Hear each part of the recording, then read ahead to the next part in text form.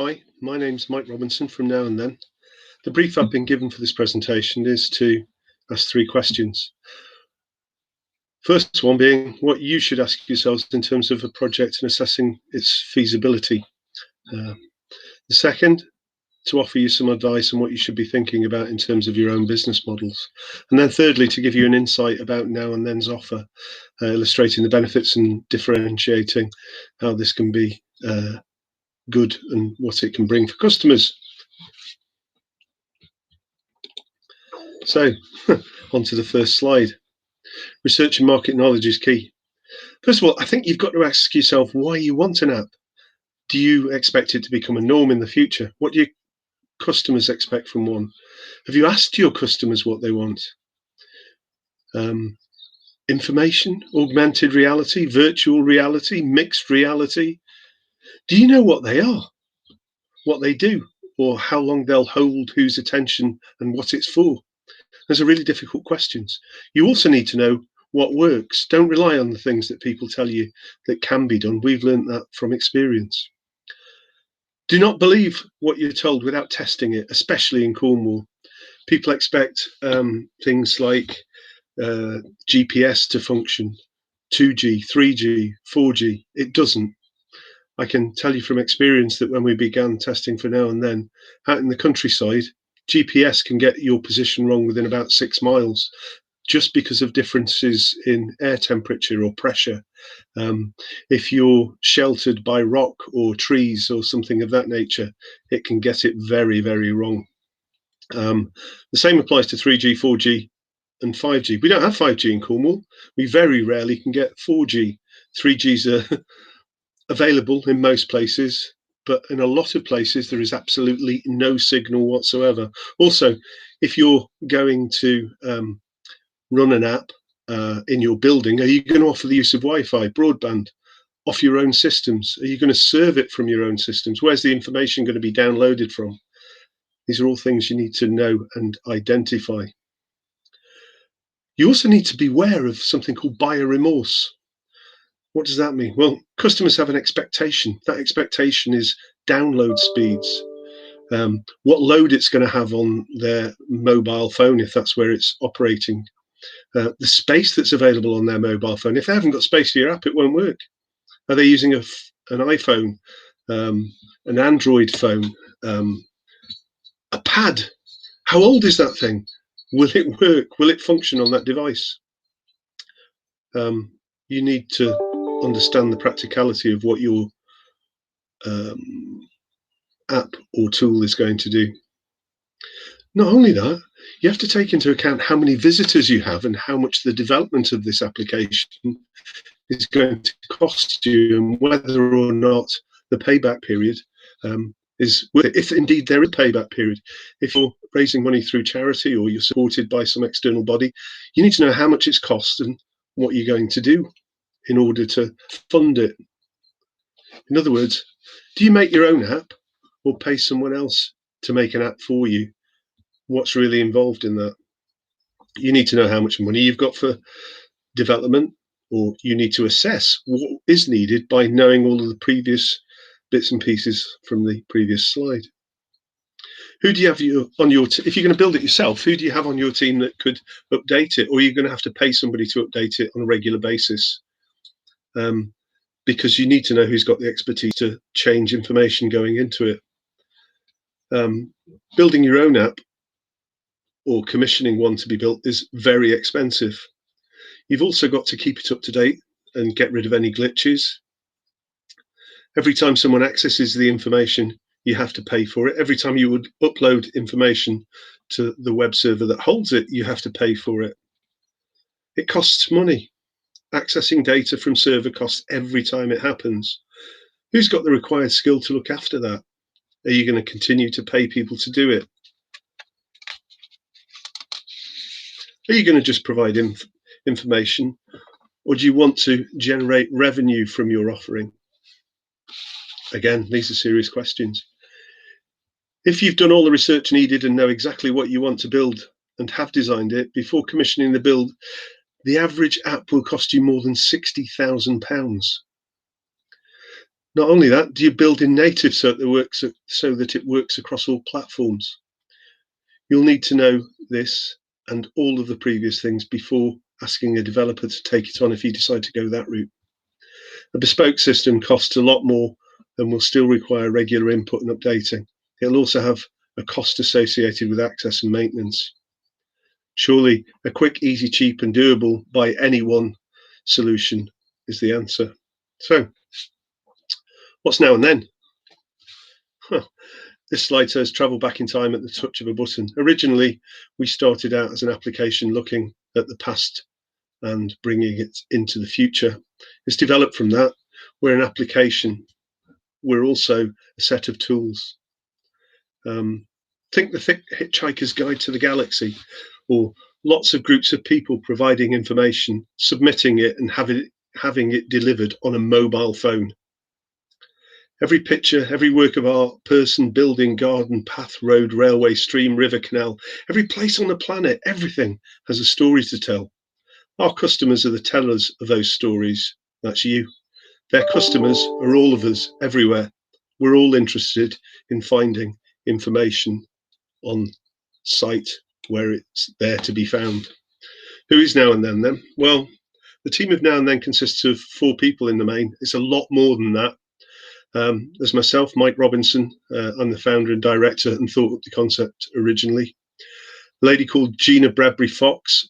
She created the outdoor guide that hosts hundreds of walks around the UK, some of them created by her sister, Julia Bradbury. Harry East is our commercial technical officer. He is the CEO of Made by Prism, and an app developer himself. He works with and holds shares in Now and Then. And Zoe Partington, she's our diversity expert. She is partially blind, partially sighted, an artist, and world famous for audio describing things in the environment, and key to helping us develop our application. We've got some partners and individuals in organizations that are currently testing our functioning accessible app build. What's a functioning accessible app build? Our app works for the blind, for the partially sighted, for the normally sighted, for people who have reading difficulties. It's accessible by the deaf. We highlight when a walk is accessible by wheelchair or sites are accessible by wheelchair. We're trying to be as inclusive as possible. We currently have a large number, 44 individual test sites running currently. You can see there's quite a few famous ones up on the screen at the moment. If you think about it, guided tour delivery is rather difficult in the current climate. Most of the existing systems are touch based. They're either handheld machines that you push a button to gain information on, or they're fixed machines in place that people have to touch. In COVID sensitive times, those are problematic in the sense that every time somebody touches one, it now has to be cleaned. Not only that, they're expensive to maintain. They're expensive to charge if they're handheld. They're expensive to power if they sit there for people to touch. They also wear out. If you have 250,000 visitors a year, it's going to get touched 250,000 times and wear out rather rapidly. So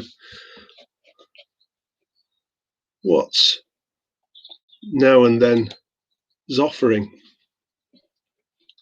Well, basically, free to use, online, simple tools. Now and Then have built a set of simple tools to help you create audio, visual, textual, guided tours, walks, trails, and guides in any environment, both inside and out, designed to be as accessible as possible by as many people as possible. The tools deliver to an app on a mobile phone.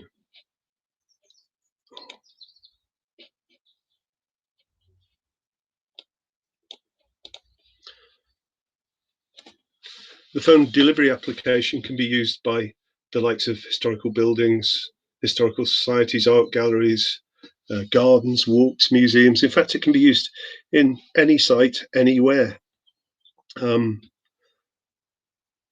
The app will highlight things that can be done and enjoyed by anyone wherever they are. It can be accessed currently either remotely or on site. Now and then also will help users of our tools that are creating applications to learn how to audio describe so that their tours are as accessible as possible. We'd also like you to use your own branding. We don't want it to look like Now and Then's taken over the world and owns the only application that can deliver mobile tools. What we're actually trying to do is facilitate the recovery of the tourism sector by allowing for all sorts of sites, all sorts of walking applications, all sorts of arts and crafts, all sorts of things to build their own tours. Why would you build your own app when you can have your own content hosted on a delivery app? The Now and Then app can power your brand and encourage discovery. Make your app powered by Now and Then, created by and branded by you, as well as created and curated by you. Your staff and your contributors/supporters will be highlighted in the application. You can change it, add more when you like. Grow with Now and Then as technology and structure allows. Is Now and Then going to scale? Is it going to be the thing that you want to be partnered with? Well, Now and Then's not creating tools and trails. It's relying on you to do that. Now and Then's facilitating them, being built at no cost to you other than the time of their development. Most of you already have content that can be plugged straight into the Now and Then app. If you don't, it's very simple to create. It's audio, textual, and pictorial at the moment. In the near future, we will offer further augments, but we're not going to do that until that technology catches up with what's possible. There's no point in offering augmented reality on sites outside, especially in Cornwall, because number one, people don't have up-to-date phones. Number two, the phone technology distribution in the area doesn't include full 5G at the moment. Signal is poor. GPS doesn't always function as it should. We're well aware of that. Now and Then are going to provide you with training, and we'll only get paid when and if you do for providing storage, access, software and delivery and updates. Now and Then at launch will have pre-populated a map of linked walks, town guides, visitor attractions, gardens and stately homes. These will increase your footfall and better discovery, giving better visitor engagement. Now and Then's building a connected story to your world wherever and whenever you want to look.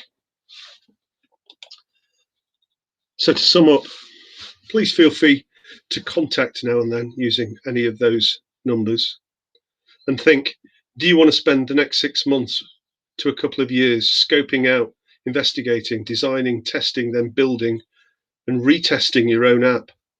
Do you want to pay to store, maintain, charge, change every time the information is accessed? Or would you choose to collaborate and power your tours and trails with Now and Then content tools and app? We intend to provide audio description training, so tours, walks, trails, guides built on Now and Then's platform are also 100% accessible to the blind and visually impaired users. Any organisation joining our beta testing groups will be able to build on our platform at no cost, publish, making guides, trails accessible to the public, charging and receiving revenue should they wish to do so post-launch.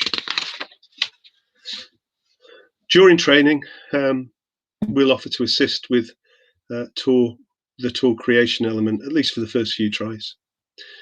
In a post-COVID world, Now and Then provides a no-touch solution that allows social distancing due to the ability of the app to operate in a non-linear fashion, making it possible for consumers and customers to wander, pick up and leave off until socially distanced space is available.